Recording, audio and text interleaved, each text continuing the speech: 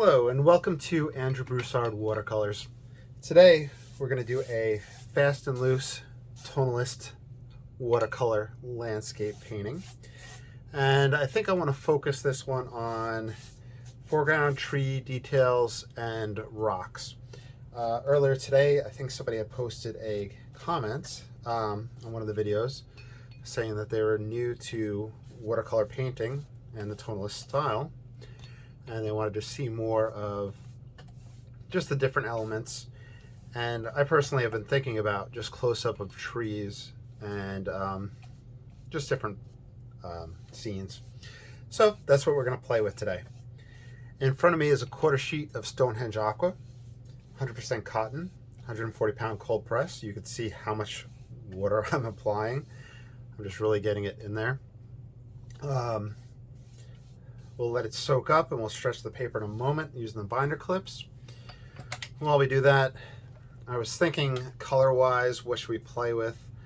I haven't cleaned off the palette since the last time, and I'd use Van Dyke Brown.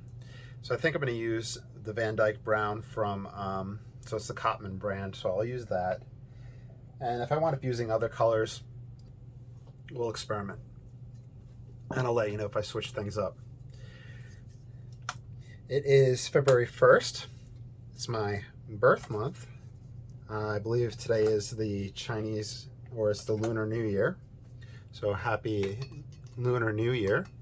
It's the year of the tiger now. And what else? Over a month with no energy drinks. I've been drinking a lot of tea, so I've been holding true to that. I found that I really like the Scottish morning breakfast, and I've been drinking, and with half and half in it. It's really good. And I've been drinking a lot of that fermented aged tea out of China, which is just really good. Okay, so enough of housekeeping. Now let's jump into painting. So we're going wet and wet. We're gonna create our scene. I'm thinking of the big tree trunk type shape. It is February. Down here, this is probably the time of year down in Louisiana where we feel the coldest. We've been having the days where it gets down into the 30s. We don't see that too often, but I was driving and I saw a lot of the bare trees, and I was just thinking about all the branches. So we'll base it off of that.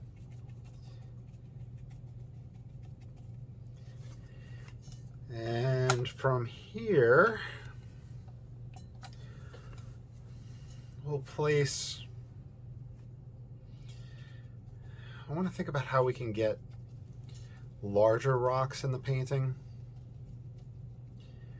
We might just have to save that for another one, but we could let the scene develop.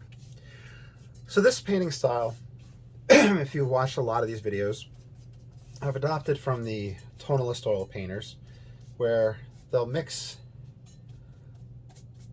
their oils with a medium to kind of thin them out, apply them on usually a smooth surface, and go back and forth with the pigment and a towel or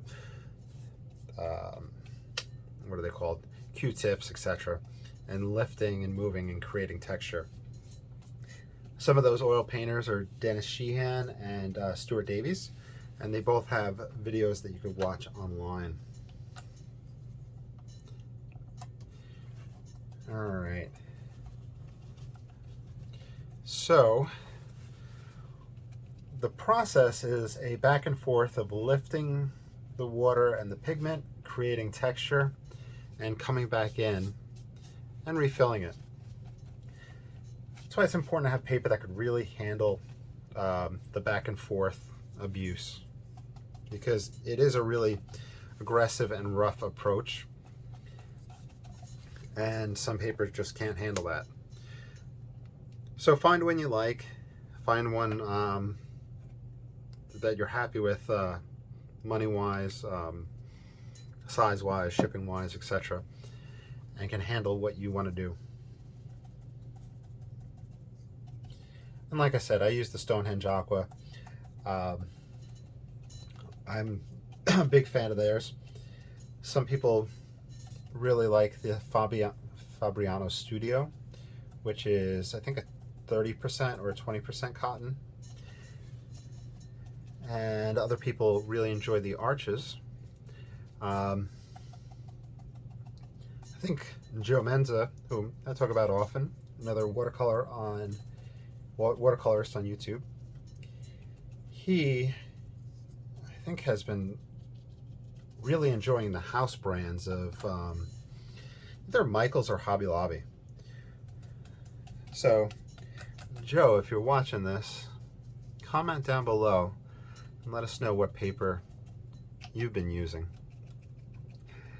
And go over there and check him out. Check out his style. He's been playing around with gouache with the watercolor.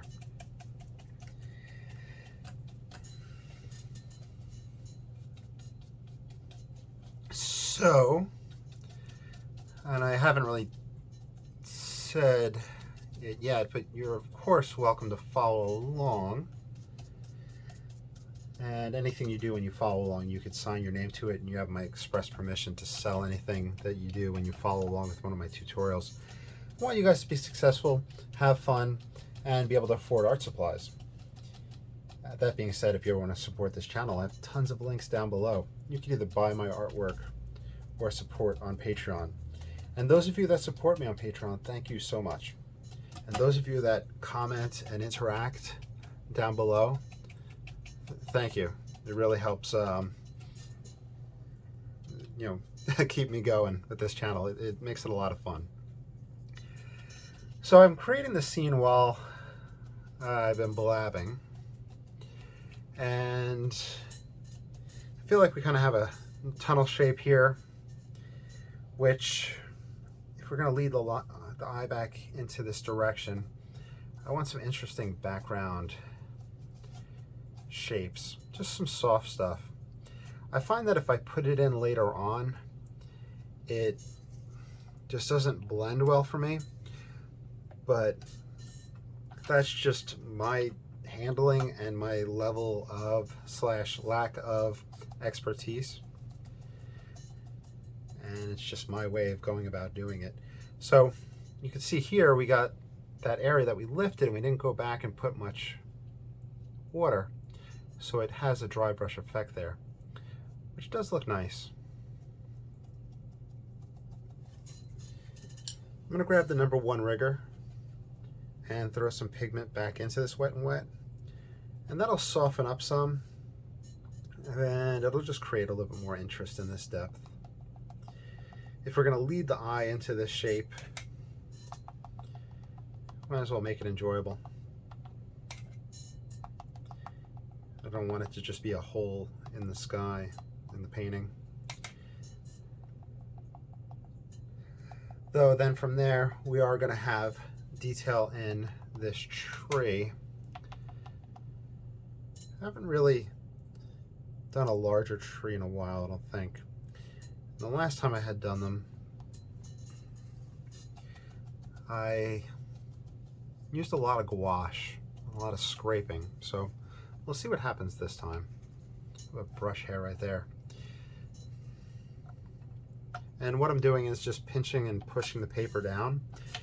I use the back of the brush because the oils on my hand would cause resist spots.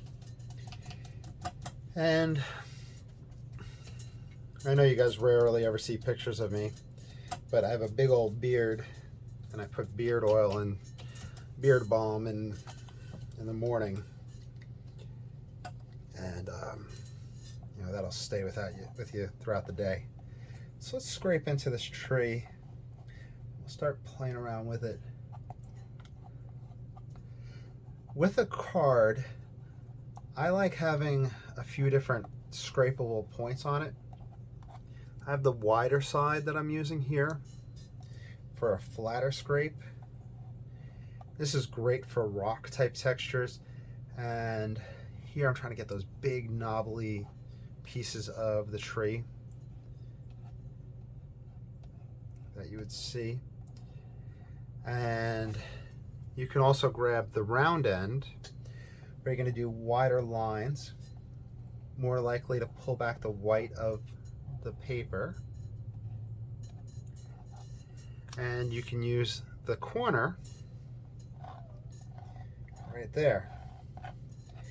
Now this is an old cut up Best Buy credit card. I honestly don't know the last time I had used a Best Buy credit card. I've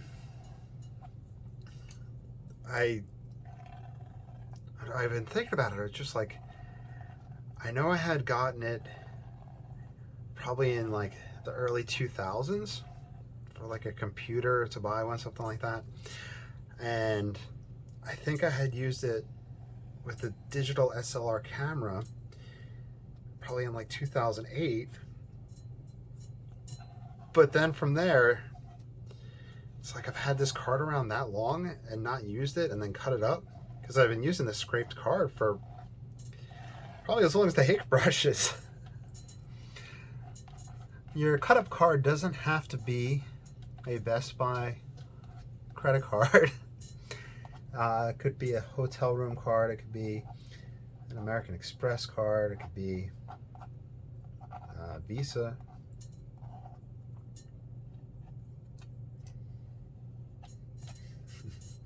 Could be anything. All right, so you see how we're scraping the tree back here.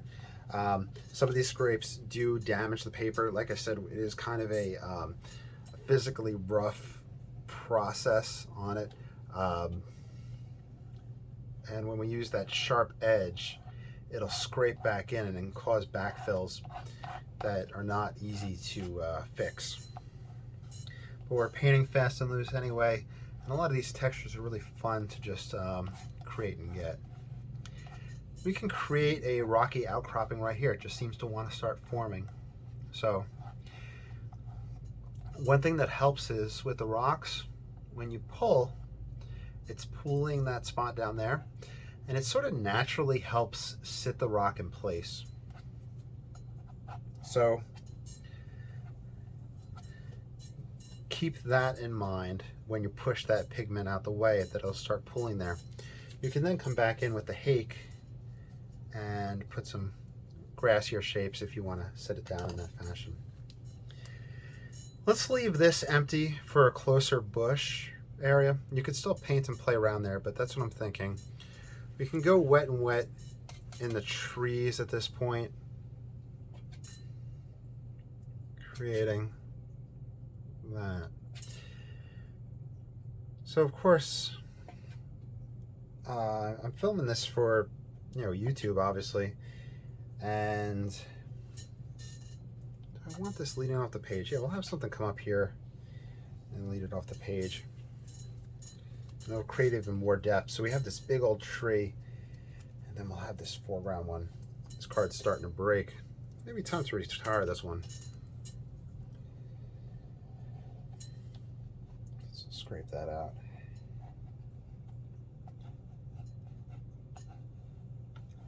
There we go.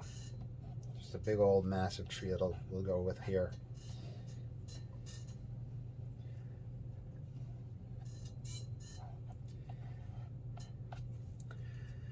So hopefully I seem energetic in this video. I just had some of that fermented tea that I was telling you all about. This one was from 2018. A gentleman on Reddit sent me a whole bunch of different samples. This one wasn't that tasty though.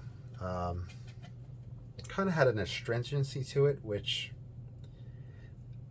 I haven't noticed in the other ripe pu'er teas, or at least I haven't noticed it yet because I'm still new. But it wasn't really my cup of tea, and I tried different steepings of it. But when I got home from work, I was just so tired. I'd made some soup, just a quick meal. And Oh, there I am yawning. Just was trying to resist laying down for a nap. It's so easy to get in that habit.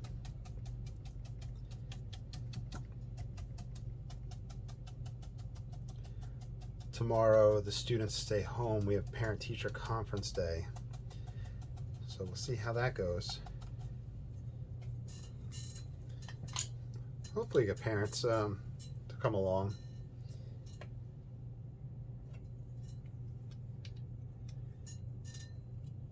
One of the classes that I teach, or all three of them, are to help supplement the algebra classes, and got a lot of productivity out of the students today. It's that half of the year point, and you know, with freshmen you have them coming out of middle school, so there's a lot of working with maturity and bringing kids up to high school standards with how to act and how to behave. I'm not saying that they're taught how to be immature in middle school. It's just bringing them to that new level. So we haven't done a dry off yet. The Van Dyke brown, if I recall, there is a softening that takes place when we lighten it up, when we dry it. You can see some areas where we have a dry brush effect where it already dried. I use some texture in here.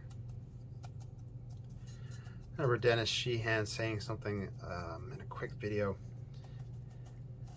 where I think he was putting texture in the sky, and I don't want to misquote him, but I'm going to misquote him. He had said something along the lines of, if you're going to pay money for a painting, have plenty of texture to make it interesting. Okay, let's pause this. We'll dry it out. Sorry that I had a reflection right there. I didn't catch that. And we'll see where we're at.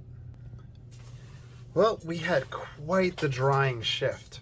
So it lightened up a lot. But that just lets us play around more and create some deeper darks in this stage.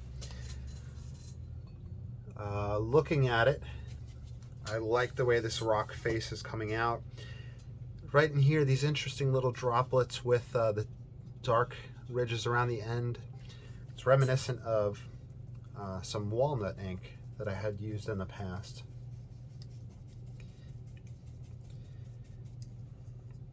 Just, I love earth colors. I love sepia. I love browns.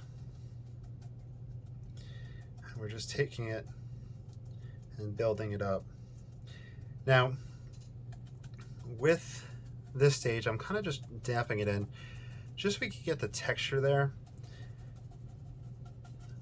I'm also wanting to be wary of staying too monochromatic with this marking. So I'm going to scrape back, I'm going to wipe back, just to get variety. So we have some texture, and I want a little bit of tonal variety. But now that the area is wet, you can lift back lighter than it was. So just be aware that you can just go in, wet a spot, and lift it up if you want. Just like I did right there. I apologize for that reflection that was in that area. I like to create the darker edges or softer textures around the edges, kind of like a framing device. I'm going to grab the number 4 rigger. It lets me grab more pigment. It just makes things easier than the number 1. The number 1 is good for me for thin trees, branches, etc. The number 4 is for me to put in larger quantities of pigment. I don't have gentle enough touch to get the sharp edge that a number 1 can get with the number 4. So I just use it for that.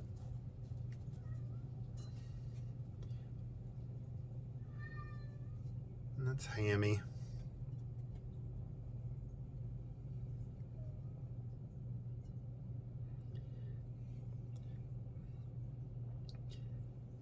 I never realized I was a cat person until I got cats.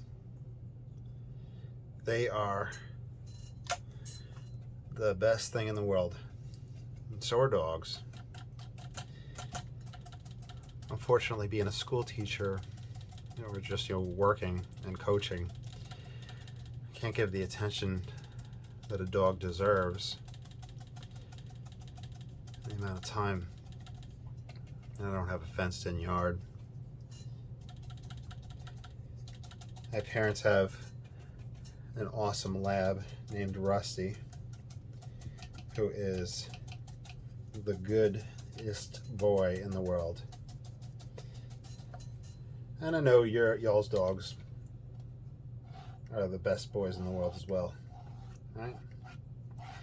So this is scraping with the sharp edge. And you can see we get the white of that. That's because the paper just isn't super saturated with water. We're not getting that backfill. So we can get those thinner marks here. And I want to now start filling in this tree, but it's going to recede back. So we're going to have to play around with the tonality of it.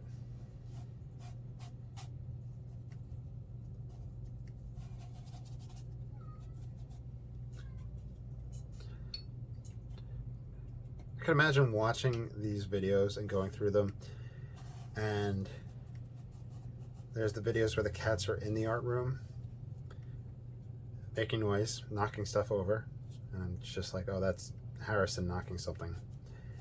And then there's the art videos where it's, oh, they're not allowed in the art room right now because of either stuff being out and about.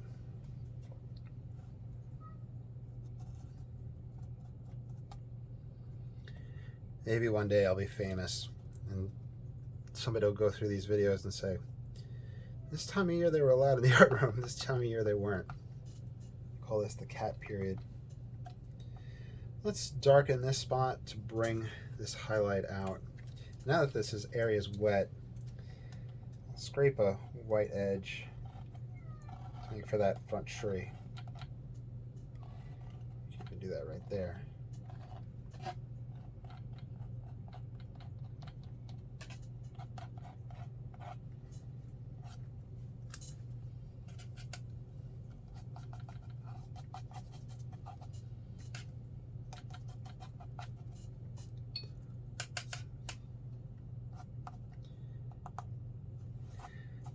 Going to dry brush sideways.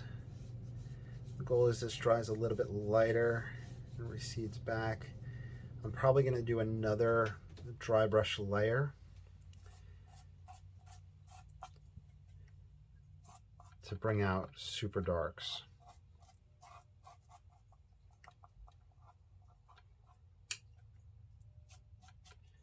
You might be able to hear the church bell in the background.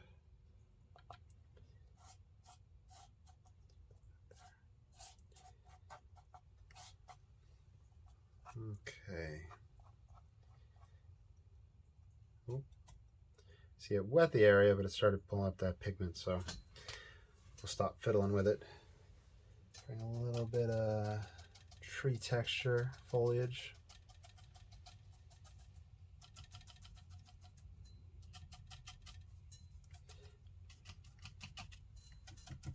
Let's see how we look when we dry off. All right, I'm going to pause the camera. We'll watch for a drying shift. Okay, so I had a thought while drying it off. This one is PBR7 and PR101. I think PBR7, it's probably like a burnt umber. This must be burnt umber mixed with either burnt sienna or light red oxide, just a synthetic rust. That being said, looking at these areas before I looked at the tube, and I remember it being just the mixture of those two, it was giving me this dark effect here. It's starting to get a little bronzing, which is when you have excessive pigment sitting on top and it gets that shiny effect. But it also helps me read it as a black, which means two things, I think, for me. And this is where, you know, your mind starts going and you start experimenting even more and more. That the browns can be used to replace black on a palette. You know, oftentimes you'll hear, don't use black, don't use white. It's up to you to choose what you want to use. You can play around and experiment. Oftentimes people say don't use black because you can mix darks with other colors. But some of the pigments or the tubes that you use will have a black mixed with another color. For example, Payne's Gray, which is black and a blue mixed together. The other thought that came to mind was, what would this look like with a black mixed into it? If you're watching this, if you're somebody that, you know, if you really know your pigments and all that, or you know your tubes, is there a tube of paint that is a brown with a black in it? I'm thinking maybe sepia or sepia might have that, especially in the cheaper brands. But I'll have to go through and look. If not, I think it would be fun experimenting and adding that. Maybe we could come up with some silly name like Broussard Brown.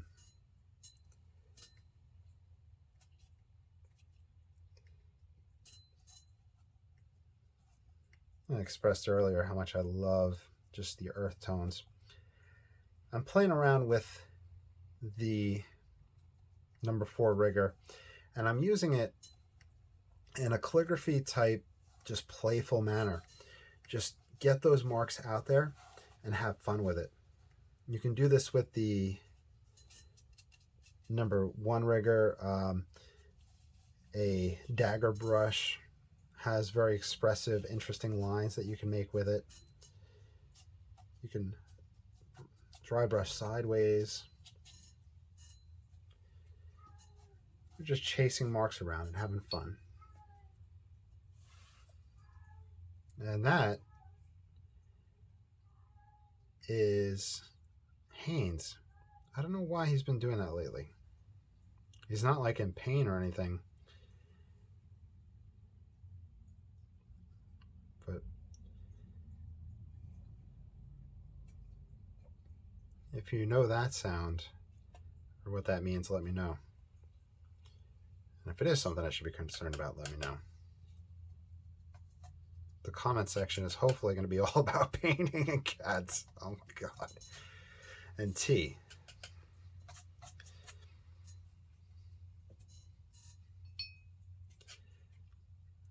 Yeah.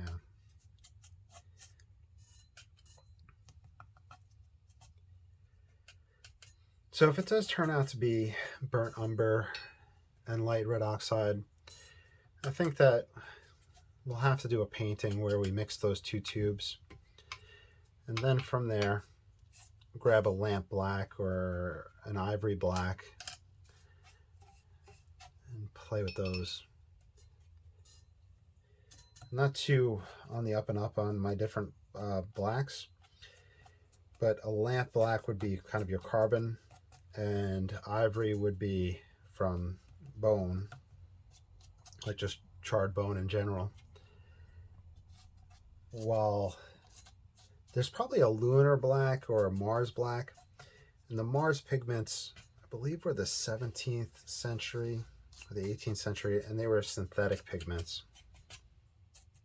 So you might see Mars something, and what that means is if you had like a Mars yellow, I believe it is a synthetic. It'd be more consistent from tube to tube rather than being sourced directly from the earth. I'm having fun with this one. I am quite chatty, so it's probably that energy from the tea. Even though it was a little bleh.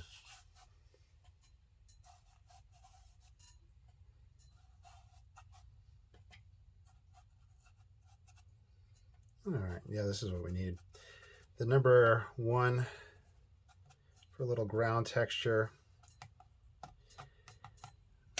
Another thing we need to research, look into, is there's a book by Edgar Whitney, or at least it was a interview of Edgar Whitney's students. I think it was that. I think it was written by Ron Ranson, but interviews of his students. And it talks about vertical line and horizontal line dominance within a painting. And I think it's time I just look into that. Because as you can see, this painting is dominated by vertical lines up and down, with some subsets of horizontal lines taking place. And I believe there needs to be a dominance of one, either or, but it has to be one of them, generally, for a good composition. All right, pause for the last dry off, and then we'll sign it. Well, there you go. That was a lot of fun. It felt great hanging out and painting. I hope you enjoyed. And, please like, subscribe, follow. If you follow along with any of the paintings, I would love to see it. Feel free to tag me in it. Even if you're painting other stuff, I'd love to see it. Y'all take care, and I'll talk to you soon. Take care. Bye.